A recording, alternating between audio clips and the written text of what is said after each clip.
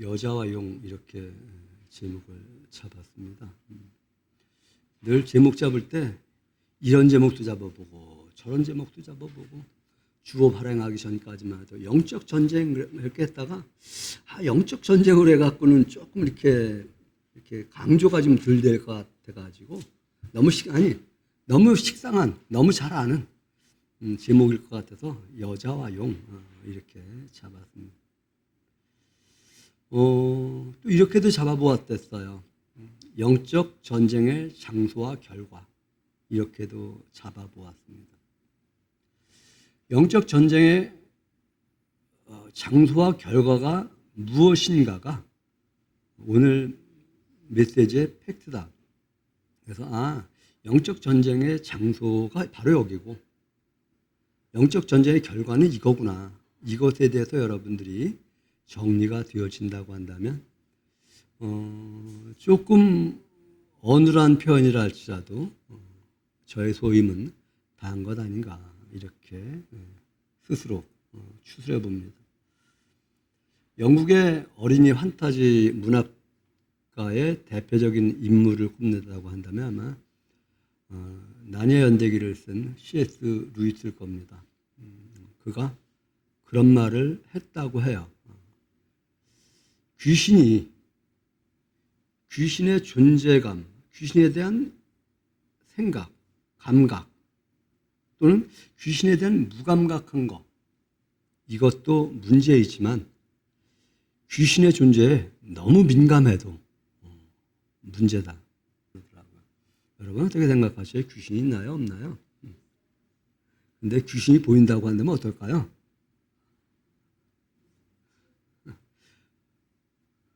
보이지 않아도 있음을. 그런데 있는데 보인다. 이거 참 곤란해요. 귀신은 그러면서 이런 말을 이야기합니다. 귀신은 이 두 가지를 똑같이 좋아한다. 유물론자나 심령술사 똑같이 귀신을 기쁘게 하는 자다. 이런 말을 했습니다.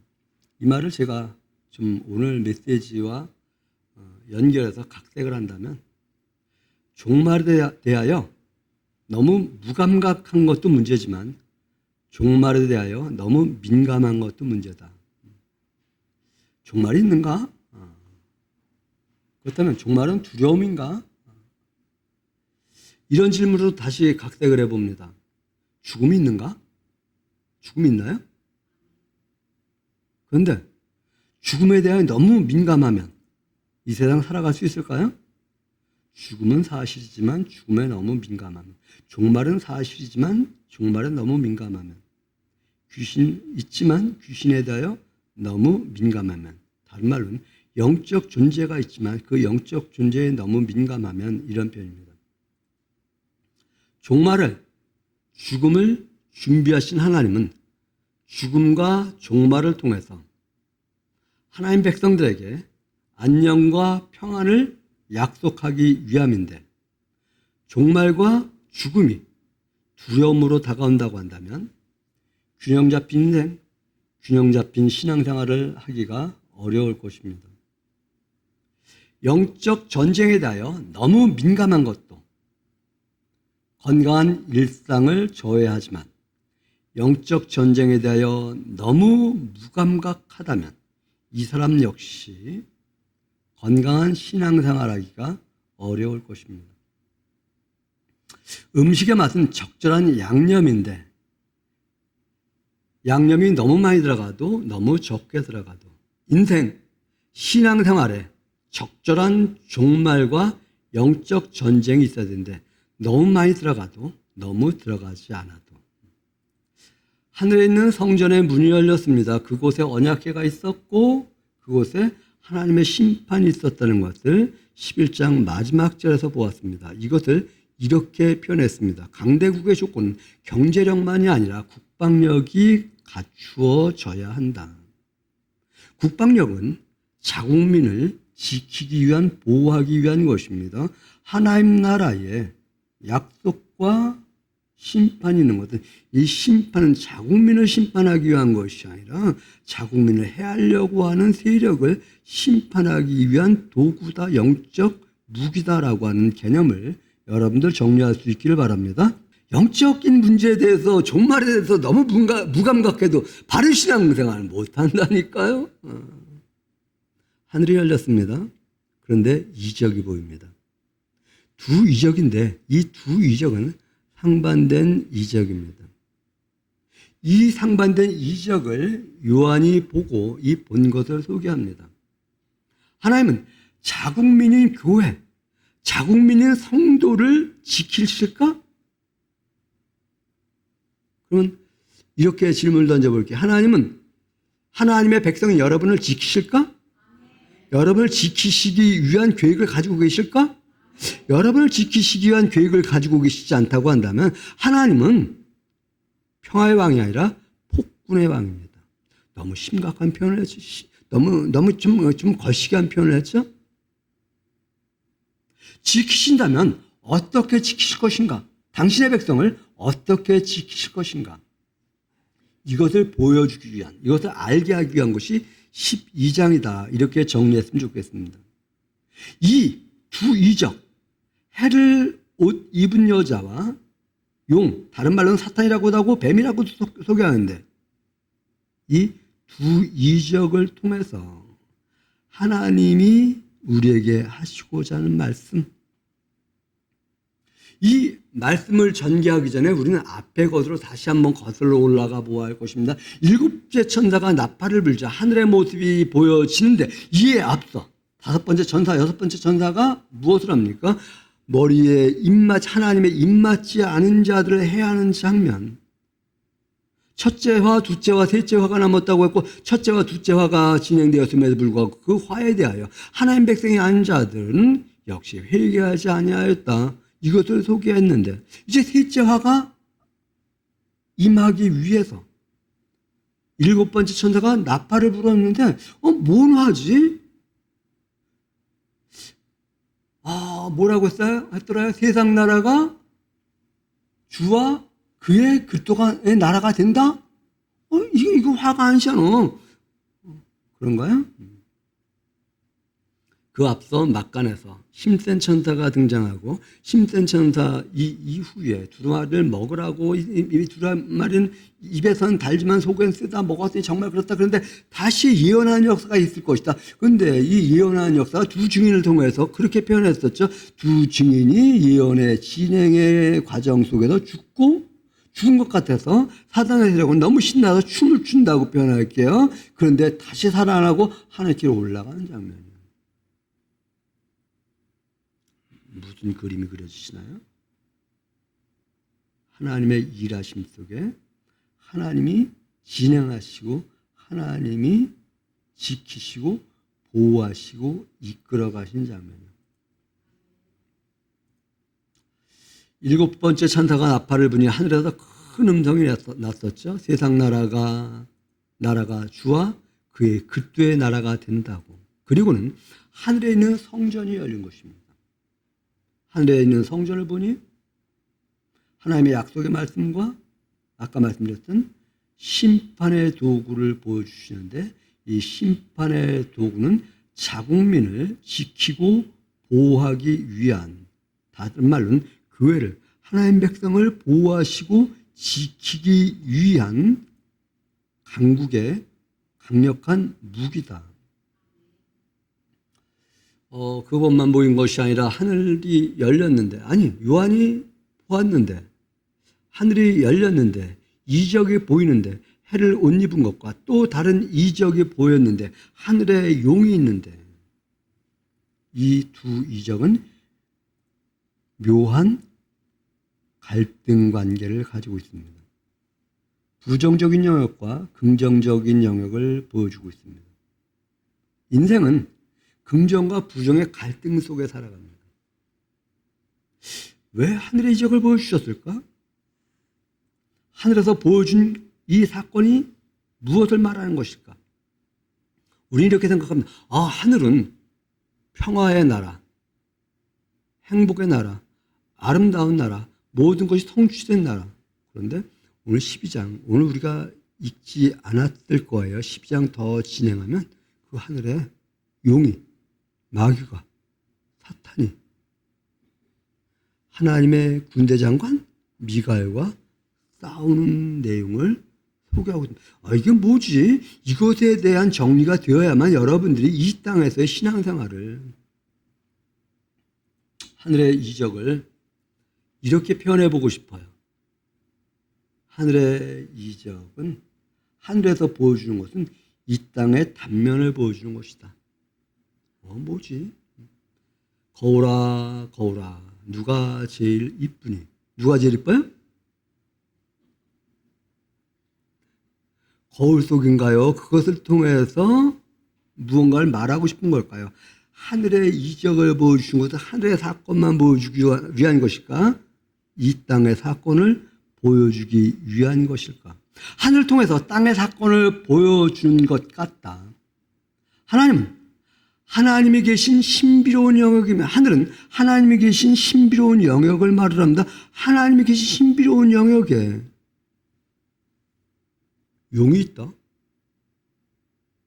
그런데 하나님의 영역에, 사탄의 영역의 세를 드러내는 시도를 보여주지만 결국은 사단의 영역이 하나님의 영역에서, 사단의 세력이 하나님의 영역에서 쫓겨나는 내용으로 12장은 정리가 되어지고 있습니다.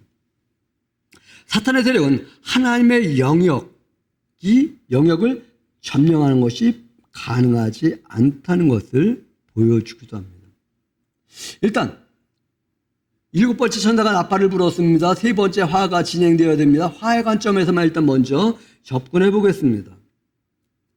7번째 천사가 나팔을 부니 화가 임해야 하는데 누구에게 화가 임해야 되는가? 제가 5번째 천사가 나팔을 불었을 때 누구는 해하지 말라고 했다고요?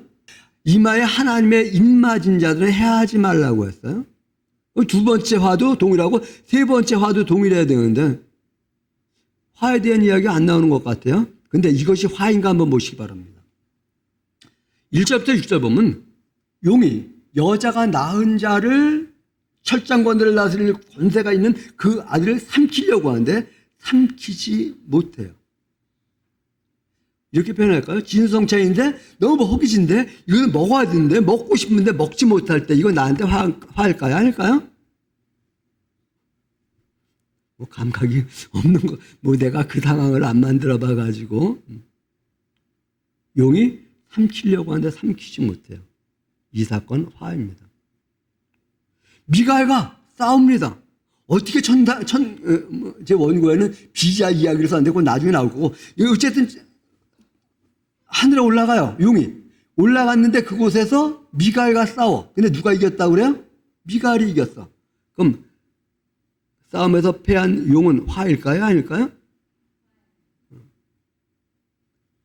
그러면서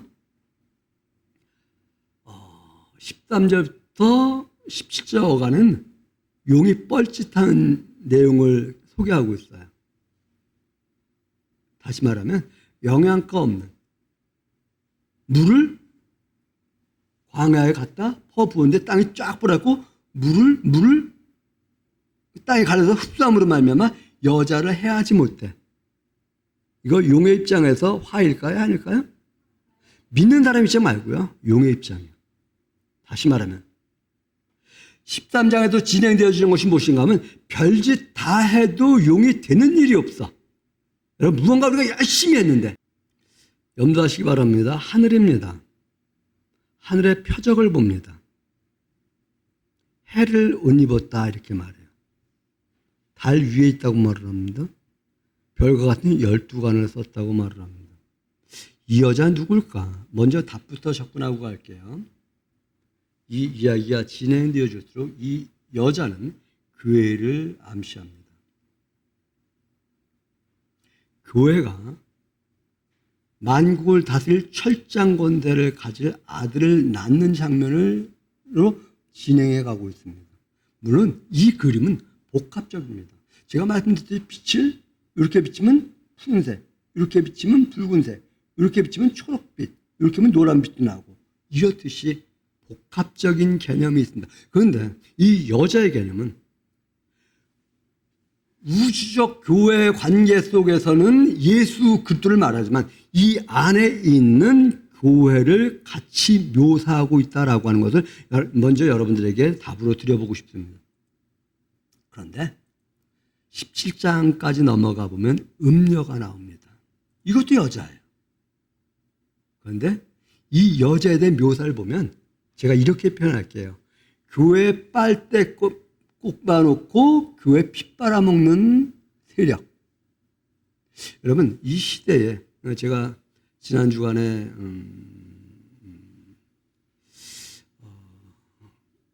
목사 안수받는다고 하고 장로 안수받는다고 하는 곳에 가갖고 가서 면접을 하면서 목사 고시 보는 사람한테 그런 질문을 했어요. 그 답을 쓴 거에 그런 답을 정리했기 때문에 그것에 대한 질문이었어요.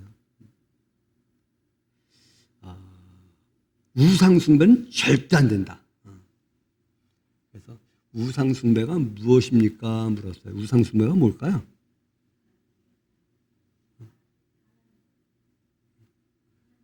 우리는 우상하면 우리 교회 성도는 이미 그걸 초월했겠지만 불상이나 뭐 나무나 돌이나 고목나무나 이런 거 생각할지 모르겠는데 하나님보다 나를 더 움직여가는 그 무엇이 있다고 한다면 그게 돈일 수도 있고 지식일 수도 있고 명예일 수도 있고 권력일 수도 있고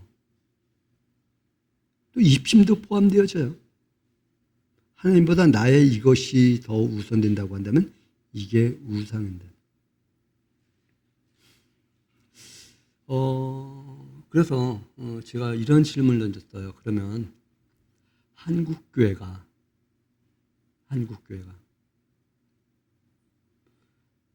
하나님보다 더 그 다른 것을 높이고 있는 것 같냐 했더니 그렇대. 그러면서 우리 노예만 말고 그러더라고요. 그래서 제가 그랬어요. 립서비스 하지 말고 제가 무슨 말하는 건가요?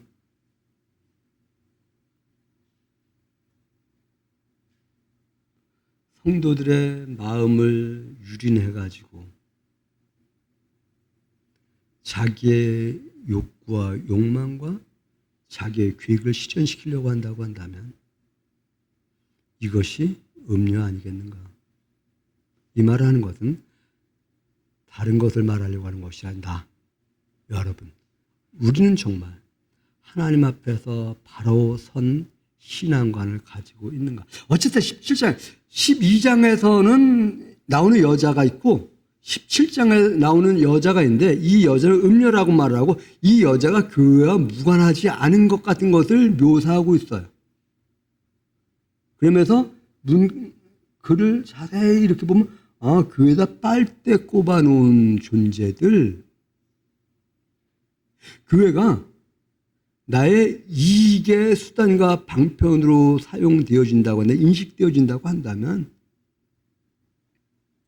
어쨌든 12장에서의 여자는 창조와 종말 전까지의 우주적 교회의 이미지를 말하고 있는 것입니다. 그 여자의 발 아래 달이 있는데 다른 그 성경에 기록될 당시의 이미지는 초월적 위엄과 영광을 나타낸다고 말을 합니다. 이건 저의 언어가 아니고 자료의 언어예요. 교회가 초월적 위엄과 영광 위에 쓴 어마어마한 존재구나. 여러분이 그러한 존재라고 하는 존재의식을 가지고 살아가는 그러한 성도들 되시기 바랍니다. 근데 그들에 대해서 뭐라고 말하는 거예요? 12별이 있는 별? 12별에 관을 썼다. 이렇게 말을 해요. 별의 이미지는 반짝임이죠. 찬란함이죠. 12의 이미지는 성경의 관점에서 충만한, 채워진 하나님의 계획에 임하지 않은, 그래서 12사도, 12지파 이런 차원에서 12라고 하는 언어가 사용되어지고 있습니다. 어쨌든 이 여자가 아이가 배어서 해산하게 되면 해산했다는 것도 아니에요. 해산할 때가 되었어요. 그래서 아파서 애를 쓰고 부르짖고 있어요. 그런데 하늘의 다른 이적을 보여주십니다. 한 큰 붉은 용이 있어. 머리가 일곱이고 뿔이 열이라래요. 자, 뿔이 몇 개라고요? 머리가 몇 개? 균형이 맞아요, 안 맞아요? 그런데 머리에 몇 개의 관이 있다래요? 우리 지금 여기 한 20여 명 앉아있나요? 20여 명 앉아있는데 제가 한 15명에게는 정말 좋은 선물을 주고 5명에게는 안 줬어. 그럼 나머지 5명 어떤 기분이 들까요? 그리고 난 빠져나왔어. 이게 너무 같이 있는 거야. 그러면 이거 서로 뺏으려고 갈등 관계 생기지 않을까요? 좀 표현이 조금 미흡했나요? 어쨌든 하늘에는 여자만 있는 것이 아니라 붉은 용이 있고 머리에는 7이 있고 7뿔이 있고 10뿔이 있고 7개의 관이 있다. 부조화를 말하는 것입니다. 제가 4장에서 부조화 얘기했는데 부조화입니다. 붉은 용과 부조화. 강남의 아파트가 왜 비싸요?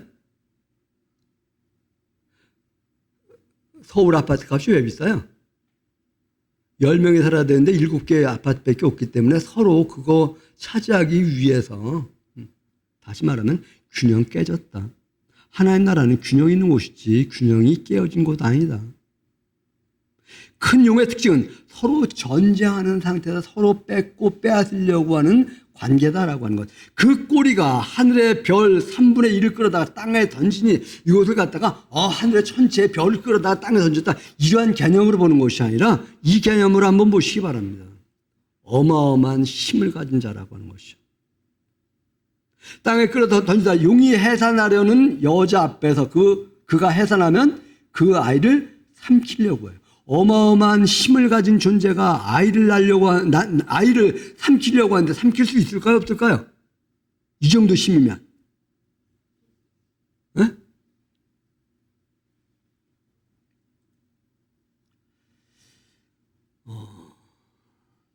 얼마나 위협적인 힘을 가지고 삼키려고 하고 있는지에 대한 이미지를 여러분이 그려보시기 바랍니다. 어찌 보면 이 힘을 여자가 과연 견딜 수 있을까? 이런 질문도 던져지게 됩니다. 우리가 살아가는 영역 속에 너무 큰 고통이 온다면 우리 견딜 수 있을까요? 없을까요? 이런 질문 던지면 참 이렇게 답하기도 어렵고 뭘 답하려는 건지 잘 모르겠는데, 이 두 이적의 공통점은 하늘입니다. 제가 이 하늘의 이미지를 거울아 이렇게 표현했습니다. 거울을 통해서 다른 것을 보듯이 하늘의 이적을 통해서 땅의 모습을 볼 수 있게 하기 위한 그런 이미지가 여러분 안에 그려졌으면 좋겠습니다. 어쨌든 여자가 아들을 낳았습니다. 그런데 철장 권세를 가지고 만국을 다스릴 수 있는 남자라고 말을 합니다. 그 아이를 하나님 앞과 그 보좌 앞으로 올려갔다 이렇게 말합니다. 지금 누가 삼키려고 한다고요? 하늘의 별 3분의 1을 땅에 던질 수 있는 어마무시한 힘을 가진 존재가 삼키려고 하는데, 여기 묘사되지 않지만 하늘로 올려간 그 세력이 지금 그 옆에 같이 있었던 거예요? 없었던 거예요? 말이 어려워요. 자, 잘 생각하시기 바랍니다. 여자가 있습니다. 아이를 낳으려고 합니다. 해산하여 아이를 낳으려고 합니다. 크게 부르짖고 있습니다. 근데 그곳에 큰 어마무시한 세력을 가진 용이 그 아기만 낳으면 삼켜버리려고 하고 있어요. 그 옆에 다른 세력이 있어요? 없어요? 있는지 없는지 모르지만 아기를 낳았어. 용이 먼저 낚아챘어요? 다른 세력이 먼저 낚아챘어요? 네? 하늘로 올라갔다 그러잖아요, 여자가. 아들을. 하나님 계신 하나님 보좌 앞으로 올려갔다고 말을 해요. 누가? 그럼 누가? 용이요? 딴 세력이야? 그 세력이 용만 있었어? 다른 세력도 있었어요. 우리가 살아가는 삶의 현장 속에 용과 같은 어마무시한 것만 있어요? 하나님이 우리를 보호하고 지키셔요? 그러면 용이 먼저 힘을 써 하나님의 세력이 먼저 우리를 보호하고 지키셔요? 이것에 대한 확신이 여러분들에게 있는가 하는 것과 그것을 염두하는 그림은 글로는 정리 안 했지만 그 상황 속에 악한 어마무시한 욕만 있는 것이 아니라 우리가 살아가는 삶의 현장 속에 어마무시한 나를 해하려고 하는 악한 세력만 있는 것이 아니라 그 세력보다 더 크고 강한 나를 보호하시는 하나님이 계시구나. 이것에 대한 믿음을 가지고 살아가는 성도들 되시기 바랍니다. 지금 그 말을 하고 있는 거예요. 그 말을.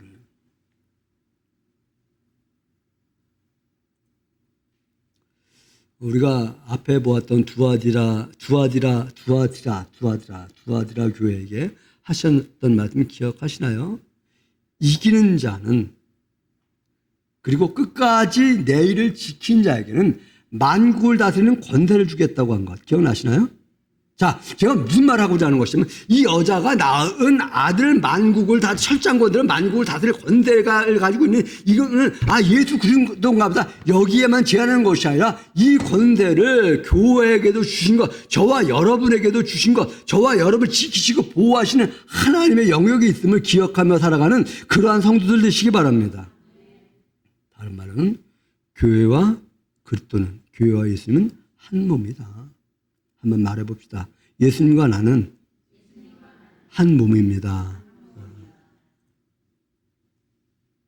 여자는 교회가 나온 예수 그리스도 또는 성도, 두 가지 견해 같이 복합적으로 볼 수 있어야 되는데, 여자가 아들을 낳고 철장권세를 가진 만국을 다스릴 남자가 그 아이를, 그 누군가가 하나님에게로, 하나님의 보좌 앞으로 인도합니다. 정리합니다. 그렇다면 우리가 염두해야만 합니다. 내가 살아가는 삶의 현장 속에 두렵고 무서운 악한 세력만 있는 것이 아니라 더 강한 하나님이 나를 보호하고 지키신다. 하나님의 영역이 내가 바로 세워지기 위해서 오늘도 불철주야라는 말이 적절한가 모르겠습니다만 불철주야 지키시고 보호하시는 하나님이시다.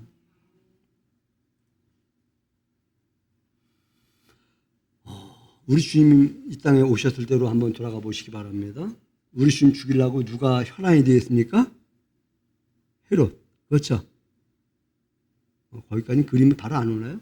우리 예수 그리스도가 태어나셨습니다. 그를 죽이려고 누가 혈안이 되어 있어요? 뭔 말인지 정확하지 않고, 헤롯이 예수 그리스도를 죽이기 위해서 2세 이하는 다 그냥 그랬다고 하잖아요. 근데 하나님이 요셉에게 현몽하셔서 어디로 갑니까? 애굽으로 피난을 가죠. 그런데 그 이후에 예수님이 글쎄 30대 정도 됐다고 하니까 그런가 보다 하고요. 금식 기도할 때 2차, 주차, 주차, 2차 하면서 만국을 주겠다. 이 말은 만국을 다들 권세를 주겠다는 거예요. 그러니 너 내 시다바리 좀 대줄래? 내 꼬봉 좀 대줄래? 나에게 경배하라는 말이 그거 아닌가요? 그때 예수님은 뭐라고 말씀하나요? 자, 세상은 우리를 꼬드겨요. 너 세상에 시다바리 좀 대라. 내 코봉 좀 대라. 그때 우리는 뭐라고 응답할까요? 우리 주님 뭐라고 응답하셨나요? 어떻게 이기셨나요? 성도가 선택할 것은 사단이 나를 통해서 만국을 가지라고 하기도 하고, 하나님 너는 내가 너를 만국을 다스릴 권세를 주겠다고 말씀하시고, 어느 것을 선택할 것인가? 이게 예수님이 있을 때만 있었던 것인가? 우리에게도 동일하게 적용이 되는 것일까? 예수님만 선택해야 되는 것인가? 우리도 선택해야 될 영역인가? 누구의 말에 귀를 기울일 것인가? 우리는 주님을 닮아서, 우리 예수님 닮아서 하나님만 경배하고 하나님만 섬기는 그러한 성도가 되어야 되는 줄 믿습니다.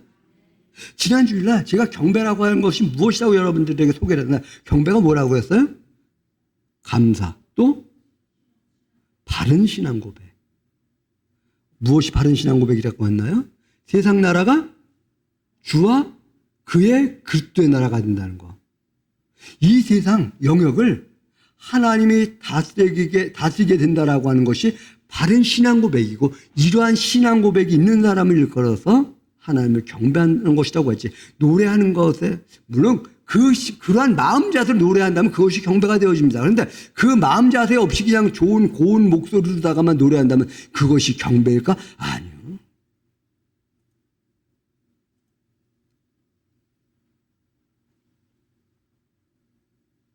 세상 나라가 주와 그의 그리스도 나라가 된다고 했을 때 사단은 설 곳이 없고, 그때 사단은 설 곳이 없는데 사단에 꼬봉됐던 사람들은 어떻게 될까요? 사단의 시다바리들, 죄송합니다. 이런 저속어를 써서 시다바리들 어떻게 될까요? 나는 사단의 꼬봉인가? 꼬봉은 아닌가? 아마 그렇게 되면 닭 쫓던 개 지붕 쳐다보는 격으로 허탈한 상태 되지 않을까? 어쨌든 여자가 아들 낳습니다. 아들은 하나님과 보좌 앞으로 올려갑니다. 여자가 광야로 도망갔다. 거기서 1260일인가 동안 있었다. 그런데 이렇게 표현해요. 그를 양육하기 위하여 하나님께서 예비하신 곳이더라. 6절에 주목해 보셔요. 그를 양육하기 위하여. 그가 누구예요? 여자. 저는 쭉 진행하면 여자는 교회라고 말씀했어요. 교회를 양육하기 위하여 하나님께서 예비하신 곳.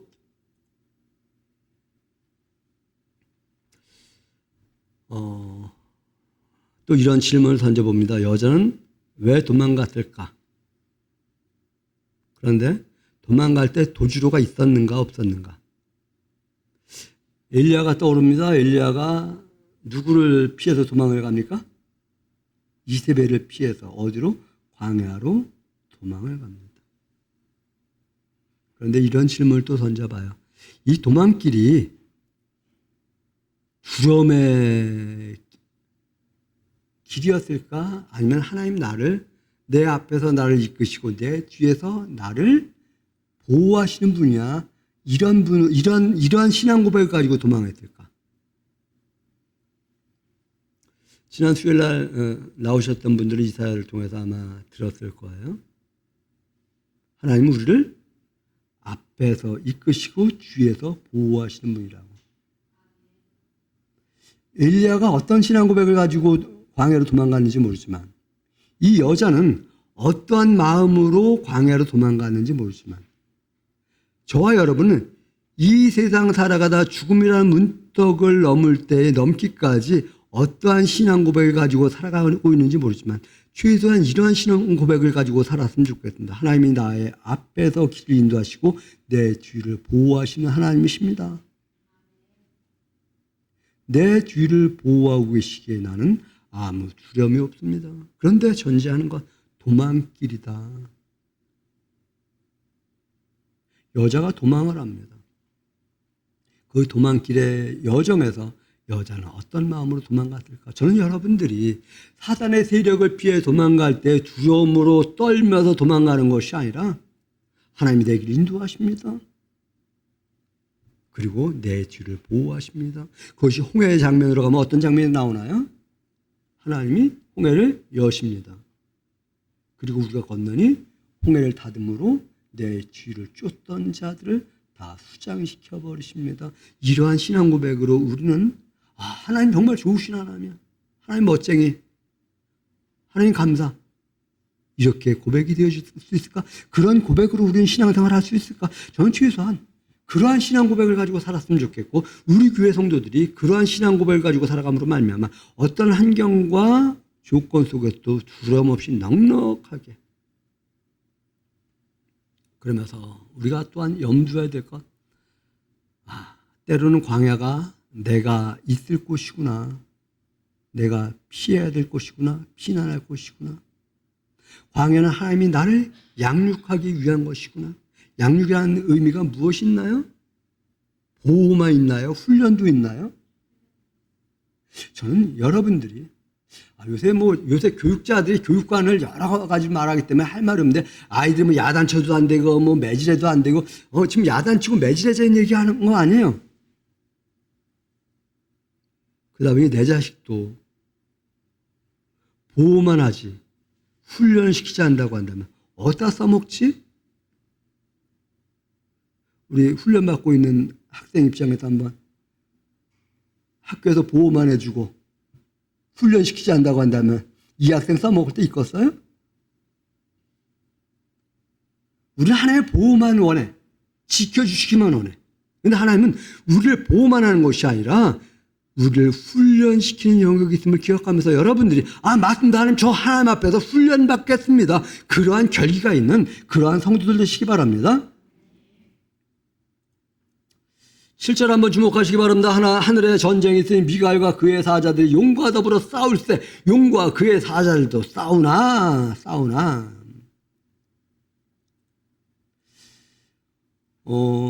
환경이 벼랑 하나 바뀌었는데 이 환경 사이에 이 설정을 한번 해보시기 바랍니다. 만국을 다스릴 아들이 어디로 갔어요? 하나님과 그 앞에 보좌로 갔어. 그러니 용이 그거 따라간 거 아닌가요? 그런 그림이 그려지시나요? 그런 내용이 어디 있어요? 없는데. 다시 말하면 그 아들 삼키려고 거기까지 쫓아간.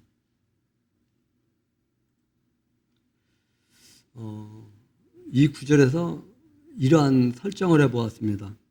용, 사탄, 마귀는 하늘과 땅을 왕래할 수 있는 비자가 있는 존재다. 공감되시나요? 하늘과 땅을 왕래할 수 있는 비자가 있는 존재야. 비자가 없다면 못 가는데 비자가 있어. 자기가 원하면 갈 수 있어. 그것이 어디서 엿보이는가 하면 욥기 2장에 가면 엿볼 수 있습니다. 욥기 2장에 보면 하나님의 아들이 여호와 앞에 섰는데 사탄도 그 앞에 섰다고 말을 하고 여호와께서 사탄에게 물었다고 말을 하고 내가 어디서 왔냐고 하니까 땅을 돌아다니다가 여기 왔다고 그 이차저차하면서 네가 내 사랑하는 욥을 봤냐고 봤다 뭐 이렇게 그에게 다 조건을 주지 않았다고 한다면 어쩌고 자 뭡니까? 이 장면은 하늘의 장면이죠. 근데 하늘에 누가 있다래요? 사탄이 있다래요. 사탄이 어디를 왔다 갔다 왔다고요? 땅을 왔다 갔다고요. 다시 말하면 이 사탄의 존재는 하늘과 땅을 왕래하는 프리패스라고 할까요? 우리는 하늘하면 막연하게 평온한 이미지로 생각하는데 요한이 본 하늘은 미가엘과 용과 싸우는 하늘이에요. 이것을 조금 여러분들에게 이런 표현을 던질게요.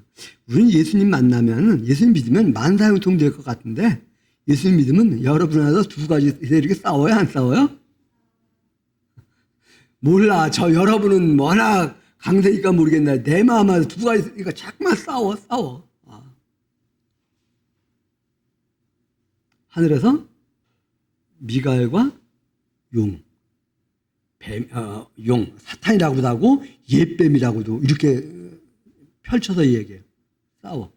싸워서 누가 이깁니까? 미가엘이 이기고 그래서 용이 쫓겨나고 요 쫓겨나는 장면이 요한의 그 시대인지 아니면 예수님의 시대인지 아니면 그 이후의 시대인지 시제는 알 수 없어요.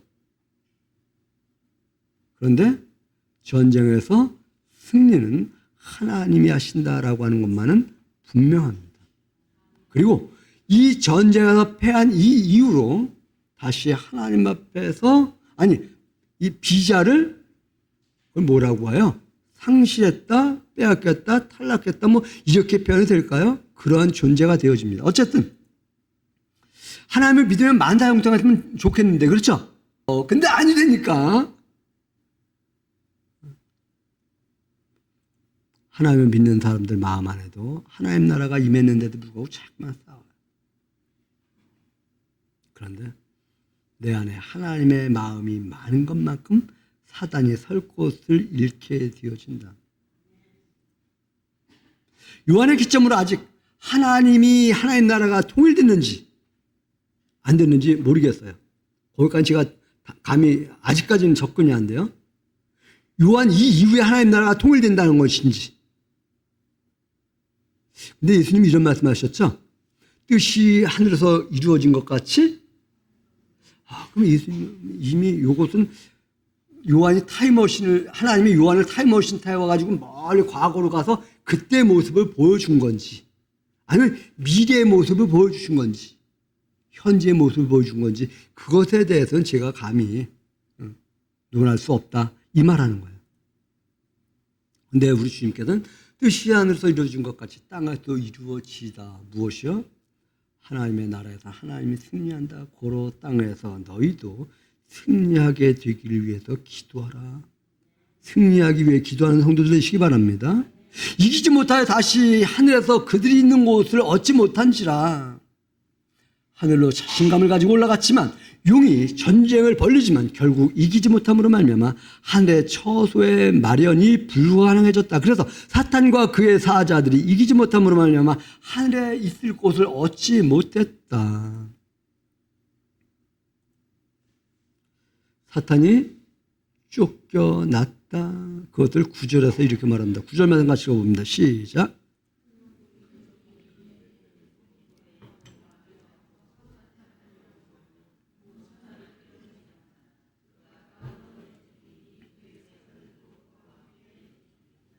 저와 여러분 마음 안에서 사탄이 내쫓길 날이 있으면 기억하시기 바랍니다. 큰 용이 내쫓긴 것인지 내쫓길 것인지는 잘 모르겠지만 중요한 것은 요한이 본 것은 내쫓겼다. 어느 시점인지 시점은 제가 불분명하다고 했습니다. 과거인지 지금인지 미래인지, 그런데 분명한 팩트는 교회가 이긴다. 누가 이긴다고요? 또 다른 말로는 하나님이 이기신다. 누가 이기신다고요? 성도의 마음에 하나님의 뜻이 이루어진다는 거예요. 하나님의 뜻이 이루어진다. 용이 어떤 자라고 말을 합니까? 사탄이라고도 하고 예뱀이라고 말을 합니다. 예뱀은 무엇을 말? 에덴 동산에서 아무런 죄가 없는 상태에 또 그를 유혹했던, 예수님이 죽였을 때에 광야에서 예수님을 자기 꼬복 만들려고 했던, 그럼 예수님도 자기 꼬복 만들려고 시도했었는데 저와 여러분을 자기 꼬복 만들려고 시도하지 않을까요? 그런데 그것이 인식이 되어야 돼. 그런데 그것을 너무 크게 보지 마. 왜? 용이 삼키려고 했지만 못 삼키고 다른 그 누가 무엇이 하늘로 올려가듯이 저와 여러분을 앞에서 이끄시고 뒤에서 보호하시는 그 하나님의 영역이 있음을 기억하는 그러한 성도들 되시기 바랍니다. 이 시대에 가공할 만한 힘을 가진 무소불위의 세력이 있다 할지라도, 여러분이 보기엔 막막한 그런 것이 있다 할지라도, 제가 보기에 이건 불가능해 이런 것이 있다 할지라도 하나님이 지키시고 보호하신다. 우리 성도의 마음이 성전인데, 하나님을 모신 성전인데 하나님을 모신 만큼 사단의 영역은 설 자리를 잃는데, 그래서 우리는 하나님의 영역이 더 채워지기 위해서 먹는 거예요. 무엇을? 말씀을. 그래서 읽는 거예요. 읽었는데 몸에서 우리 영적으로 흡수되지 않은 것은 어떻게 돼요? 배설되어져요. 배설돼야 또 먹고, 안 먹으면 배설이 안 돼서 장에 가스 차요, 가스 차. 이 가스가 뇌로 올라오면 생각이 혼미해진대요. 하나님의 말씀을 먹지 않으면 배설이 안 돼. 배설이 안 되면 영적으로 가스가 차. 가스가 차면 어떻게 돼요? 생각이, 하나님 말씀에 대한 생각이 혼미해져서 하나님의 말씀이 이건지 갈팡질팡할 수 있어. 그러니 우리 성경 읽읍시다. 다음 주에는 13장 좀 많이 읽어봅시다. 그래야 제가 설교하는 게 조금 더 쉬워. 여러분들이 가지고 있던 고정관념에 대한 신앙 고백을 가지고서 제 설교를 들으면 이게 뭐지? 이럴 수 있어요. 근데 성경을 자세히 촘촘히 읽어보면서 제가 드리는 설교를 듣는다거나, 그런 의미였구나. 내가 깨닫지 못한 것이 바로 이것이었구나.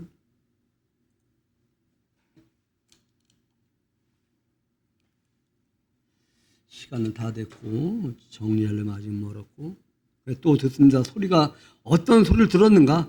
구원의 능력이 나타났다. 하나님 나라의 능력이 나타났다. 그리스도의 권세가 나타났다. 성도를 참소하려던 자가 쫓겨났다. 이런 소리. 저는 여러분들 이 구절 통해서 여러분들 이런 소리를 들었으면 좋겠어요. 너는 상속자다. 너는 의인이다. 너는 마귀가 너를 이기지 못한다. 이런 소리가 여러분 뇌리에 들려지길 바랍니다.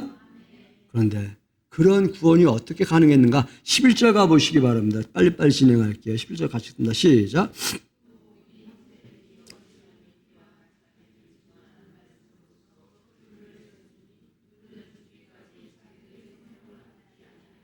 형제들이 어린 양의 피와 자기들의 증언하는 말씀으로 그를 이겼다고 말을 해요. 그가 누굽니까? 악한 사단의 세력을 이긴 줄 믿으시기 바랍니다. 어린 양의 피가 이겼다고 말해요. 성도들 안에 어린 양의 피가 나를 의롭게 했다, 나를 자유케 했다, 나를 구원했다, 나를 구속했다, 나를 하나님 백성 삼으셨다, 나를 나의 앞에서 인도하시고 나의 뒤를 보호하시는 하나님이시다. 이러한 고백이 있는 성도들 되시기 바랍니다. 어린 양의 피가 나를 사망과 저주에서 해방했다. 그리고 그것을 증언함으로 이겼다라고 하는 뉘앙스를 같이 품고 있어요. 그것을 증언하는, 누군가에게 말해주는, 내가 의인된 것은, 내가 구원받은 것은 어린 양의 피로 구원받았다라고 하는 것을 그 누군가에게 말할 수 있는 성도들 되시기 바랍니다. 그로 말미암아 저주에서 해방되었다. 와! 자기들이 증언하는 말로, 자기들이 증언하는 것이 뭔데? 예수의 그리스도의 피가 나를 자유케 했다. 12절 같이 읽습니다. 시작.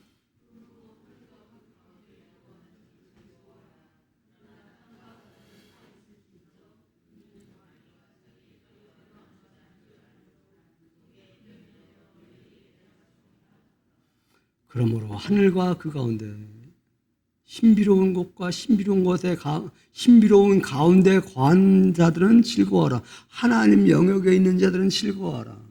그런데 땅과 바다는 화 있을진저.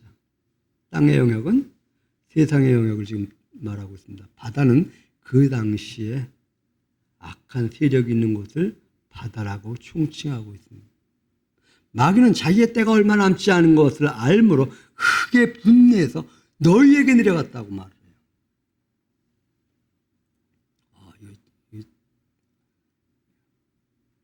이 부분은 다음 주, 너무 시간이 많이 가서 그래 다음 주에 이어갈게요. 그러나 조금 저거 한다면 그 이후에 용이 팔짝팔짝 뛰어요.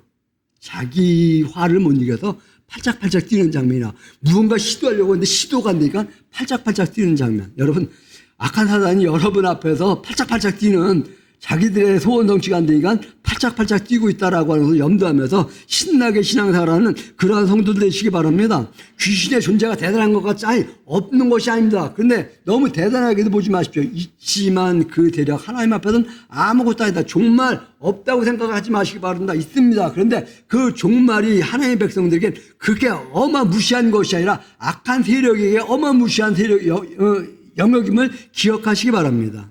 그 믿음을 가지고서 내 죽음 없는 건 하지만 내 죽음 영역 그렇게 두려운 것 아니야. 하나님은 내 앞에서 나를 이끄시고 내 뒤를 보호하시는 그러한 하나님이셔.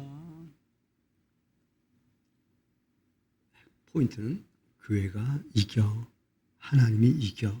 내가 교회 안에 있고 하나님 안에 있음으로 말미암아 하나님이 나를 끝까지 책임지셔 라고 하는 신앙 고백이 누구로 말미암아? 예수 그리스도로 말미암아. 그 신앙 고백이 여러분들에게 있을 뿐만 아니라 그것을 증언함으로 말미암아 구원을 확증하는 그러한 성도들 되시기를 주님의 이름으로 부탁드립니다.